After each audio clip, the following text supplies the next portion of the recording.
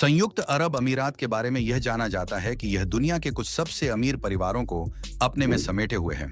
अपनी 6 हुकूमत वाले परिवारों में से एक परिवार ऐसा है जिसे दुनिया का चौथा सबसे अमीर परिवार माना जाता है, अब्बू धाबी का शहजादा परिवार यानी अल नहयान वंश। इस वीडियो में हम इस परिवार की ट्रिलियनियर लाइफस्टाइल पर गहराई से नजर डालेंगे। अल नहयान शहजादा परिवार अब्बू धाबी का शासक है, जो 7 अमीरात में सबसे अमीर और संयुक्त अरब अमीरात की राजधानी है। इनके अमीर होने का कारण 1958 में इनकी सरजमी पर तेल की खोज है और तब से तेल की रॉयल्टी और निर्यात के साथ साथ अनेकों निवेश, बैंकिंग हब्स, होल्डिंग्स और रियल एस्टेट में इनके दखल ने एक असली साम्राज्य का निर्माण कर दिया है, जो इनकी पीढ़ियों की जिंदगियां बदल चुका है। यह साम्राज्य अब तक कम से कम $300 बिलियन के करीब है। शायद ही किसी को इनकी असली दौलत का पूरा अंदाजा हो, क्योंकि सरकार और परिवार के बीच एक धुंधला सा अंतर है, क्योंकि यह परिवार देश की आजादी से ही उसका शासक रहा है। आजकल यूएई के संस्थापक शेख जायद बिन सुल्तान अल नहयान के 6 बेटे, जो उनकी तीसरी पत्नी फातिमा बिन्त मुबारक अल कतबी से हैं, सिर्फ अब्बू धाबी में ही नहीं बल्कि बाकी अमीरात पर भी असर रखते हैं। सभी परिवार की दौलत में इजाफा करते हैं, लेकिन कुछ महत्वपूर्ण शख्सियतों में शेख मोहम्मद बिन जायद अल नहयान यानी MBZ, जो उनके करीबी दोस्तों में मशहूर हैं, शेख तनून बिन जायद अल नहयान और शेख मंसूर बिन जायद अल नहयान शामिल हैं। MBZ सिर्फ परिवार का सरबराह ही नहीं और अब्बू धाबी का करंट रूलर ही नहीं बल्कि यूएई का प्रेसिडेंट भी है। MBZ अकेले ही $30 बिलियन के मालिक हैं। एक ऐसे शख्स की बात हो रही है जिसके पास वह सब कुछ है जो पैसा खरीद सकता है। MBZ को अपनी दौलत खर्च करने का सलीका आता है और वह उतने ही ऐश्वर्य से रहते हैं जितने कम लोग रहते हैं। एक छोटी सी मिसाल यह है कि 1981 में MBZ ने प्रिंसेस सलामा से शादी की और उस शानदार शादी पर $100 मिलियन खर्च किए। इस शादी के लिए MBZ ने खासकर एक स्टेडियम बनवाया जो 20,000 लोगों की क्षमता रखता था और यह तकरीब पूरे 7 दिन तक चली। जब किसी को खर्च करना आता हो तो वह खूब पार्टी करना भी जानता है। इसमें कोई हैरानी नहीं कि जब हम MBZ के एसेट्स पर नजर डालते हैं तो हमें काफी एक्स्ट्रावेगेंट चीजें नजर आती हैं, जैसे कि बिलियनियर्स के पास यॉट होना जरूरी है। MBZ के पास रॉब डॉन नामक एक लग्जरी मोटर यॉट है जो 73 मीटर लंबी है और 27 नॉट्स तक की टॉप स्पीड रखती है। इस पर 15 कैप्टन और 16 क्रू मेंबर्स हैं और यह यॉट $60 मिलियन के करीब की है। लेकिन रॉब डॉन बस एक ही यॉट नहीं है। MBZ के खानदान के पास कम से कम 3 यॉट्स हैं, जिसमें से एक दुनिया की सबसे बड़ी यॉट अजजम भी है, जो शेख खलीफा की थी, जो शेख जायद के पहले बेटे और यूएई के दूसरे प्रेसिडेंट थे।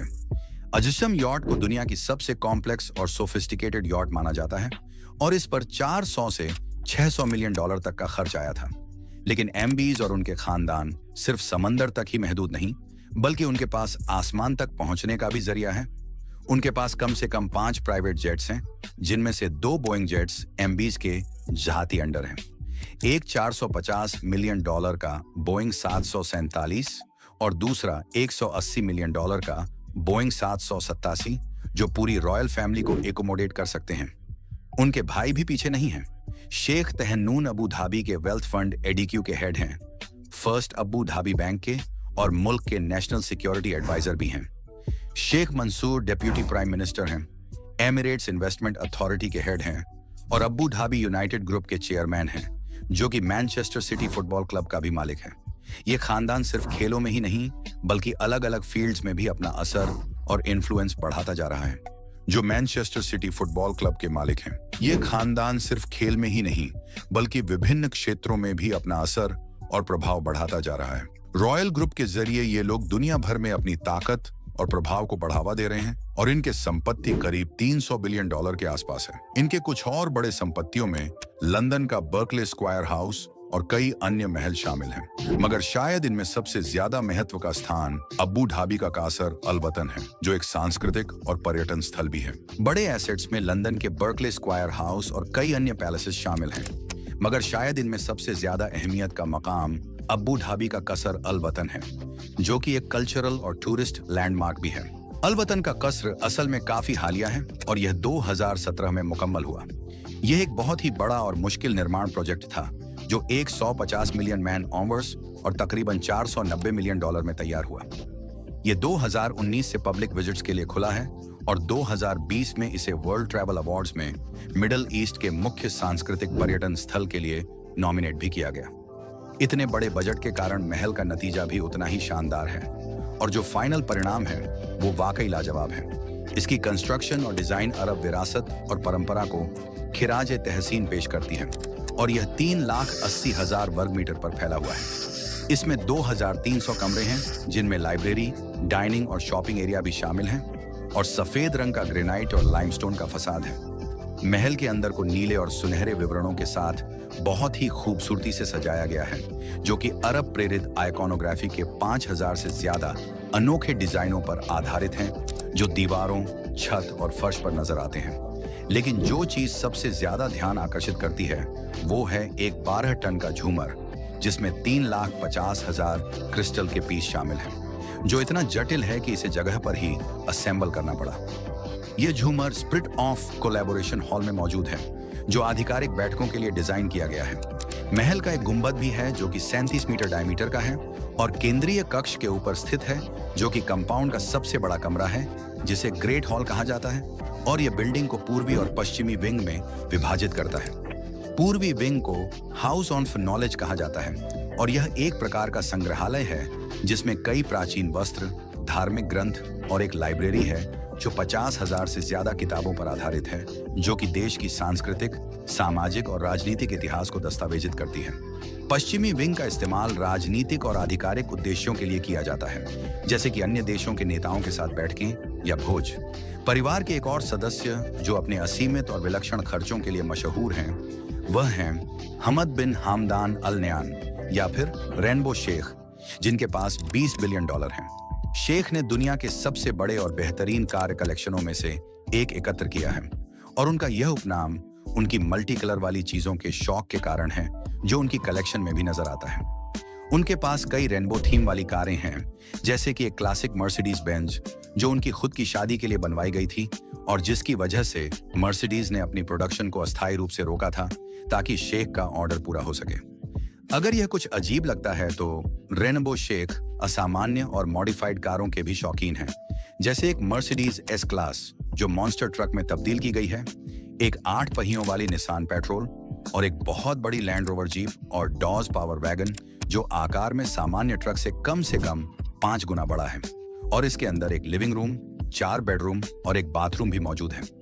ये सच में उनकी कलेक्शन में सबसे अजीब कारों में से है, लेकिन उनका ग्लोब मोटर होम शायद इससे भी अजीब है, जो एक बड़ी कार है जिसे हमारी दुनिया के आकार में बनाया गया है और इसमें 9 बेडरूम और 8 बाथरूम हैं जो विभिन्न स्तरों पर मौजूद हैं। इसकी सटीक लागत का तो किसी को नहीं पता, लेकिन इतना जरूर है कि दुनिया में इससे ज्यादा लग्जरी वाली चीज शायद ही होगी। और एक अजीब रोड ट्रिप है जो रेनबो शेख हमें अपने वॉगन्स के जरिए फराहम कर सकता है, लेकिन मेरे लिए सबसे बड़ी बात है वो सबसे बड़ा कैरवैन जो सिर्फ उसके लिए बनाया गया था और जो स्टार वॉर्स के सैंड क्रॉलर की तरह दिखता है, क्योंकि कौन नहीं चाहेगा अपने पास अपना खुद का सैंड क्रॉलर जब उसके पास इतना पैसा है। मैं नहीं समझता कि हम इस पर हैरानी का इजहार कर सकते हैं, इसलिए कि इन सब बेबीज को महफूज रखने के लिए शेख को एक बड़ा मेटल पिरामिड गैरेज बनाना पड़ा, जो कि रेगिस्तान के बीच में है, ताकि अपनी 200 गाड़ियां रख सके। ये गैरेज एक म्यूजियम भी है जो टूरिस्ट्स के लिए खुला है, एमिरेट्स नेशनल ऑन्टो म्यूजियम। लेकिन रेनबो शेख की एक्स्ट्रावागांजा यहाँ खत्म नहीं होती।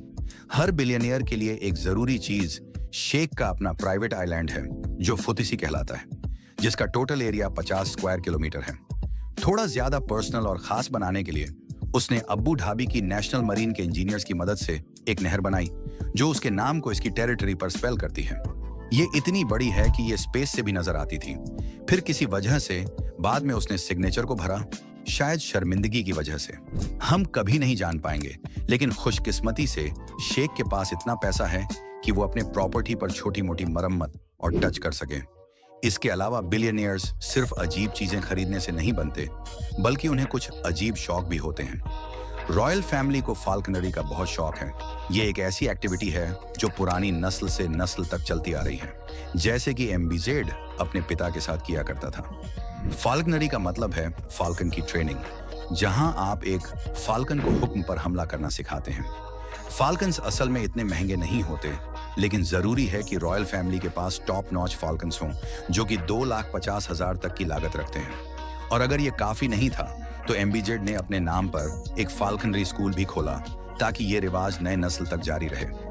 अब अगर ये नए लोग इस शौक का उतना ही लुत्फ उठा पाएंगे जितना एमबीजेड उठाता है या इसको अफोर्ड कर पाएंगे, ये एक अलग बात है। लेकिन हम खुशकिस्मत हैं कि हमें ये देखने को मिलता है कि ये सारी दौलत शायद रॉयल फैमिली के लिए इतनी ज्यादा है कि इसे सिर्फ अपने तक रख सकें। अपने भाई शेख खलीफा के निशान पर परोपकार में एमबीजेड अक्सर अपने खजाने का कुछ हिस्सा राजनीतिक, मानवता, वैज्ञानिक और सांस्कृतिक पहलों को डोनेट करता है। जब से वो सिर्फ एक प्रिंस था, इन डोनेशंस में शामिल है यूएन ग्लोबल इनिशिएटिव को मानव तस्करी से लड़ने के लिए मिलियंस ऑफ डॉलर्स देना, अफगानिस्तान और पाकिस्तान में बच्चों के लिए वैक्सीनेशन प्रयासों में निवेश करना, MD Anderson cancer centre of the university of Texas को फंडिंग ग्रांट देना और लव अबू धाबी जैसे आर्ट म्यूजियम का कायम करना और जंगली जानवरों जैसे कि फाल्कन्स और अर्बियन ओरिक्स की हिफाजत करना।